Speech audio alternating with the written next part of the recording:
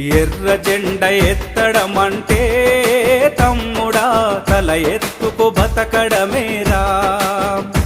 ఎర్ర జెండ ఎంచుకున్నావంటే బానిసా సంకెళ్ళను తెంచడమేరా. చదివి చూడు మన భారతదేశం గత చరితని, నిరుపేదకు భూమిని పంచింది ఎర్ర జెండని. తెలుసుకుంటే నీ తనువు అరుణ పతాకమవుతుంది. ఎర్ర జెండ ఎత్తడమంటే తమ్ముడా తల ఎత్తుకు బతకడమేరా. ఎర్ర జెండ ఎంచుకున్నావంటే బానిసా సంకెళ్ళను తెంచడమేరా. అంటరాని కులాలని వెనకబడిన జాతులని బానిసలుగా చేసుకొని దొరలు రాజ్యమేలుతుంటే